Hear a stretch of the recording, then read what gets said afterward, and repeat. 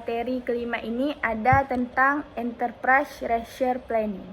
Nah, atau ERP. Definisi dari ERP adalah sistem perangkat lunak yang digunakan untuk mengelola berbagai aspek operasional dan sumber daya perusahaan secara terintegrasi termasuk keuangan, sumber daya manusia, produksi, dan logistik.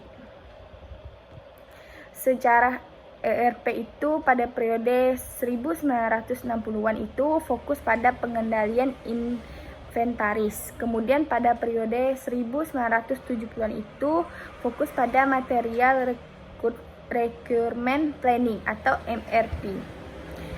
Kemudian pada periode 1980-an itu fokus pada manufacturing resource planning yang kedua.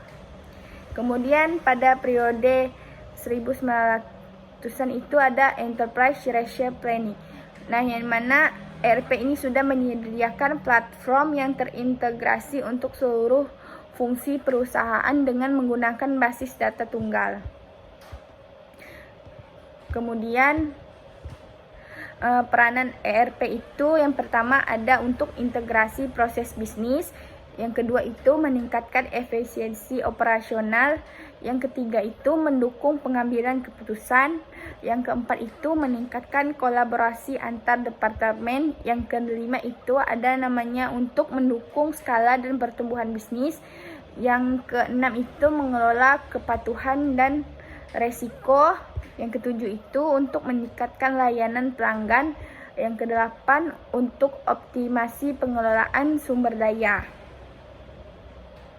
Komponen utama dari ERP itu yang pertama ada namanya modul keuangan dan akuntansi, yang kedua itu ada modul manajemen sumber daya manusia, yang ketiga ada modul manufaktur dan produksi, yang keempat ada modul manajemen rantai atau pasok atau supply chain management atau SCM.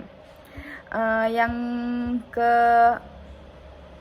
kelima ada modul manajemen hubungan pelanggan. Yang keenam ada modul manajemen penjualan dan distribusi. Yang ketujuh ada modul layanan pelanggan.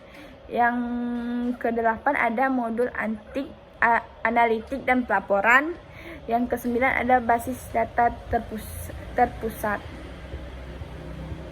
Selanjutnya manfaat dari ERP itu ada untuk integrasi data dan proses. Nah, ERP ini menyatukan data dari berbagai fungsi organisasi dalam satu sistem terpusat dan mengurangi duplikasi data serta meningkatkan konsistensi informasi.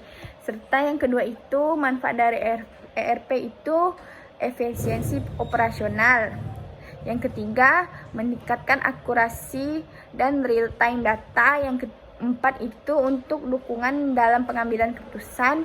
Yang kelima itu meningkatkan kolaborasi antar departemen. Yang keenam itu untuk peningkatan layanan pelanggan.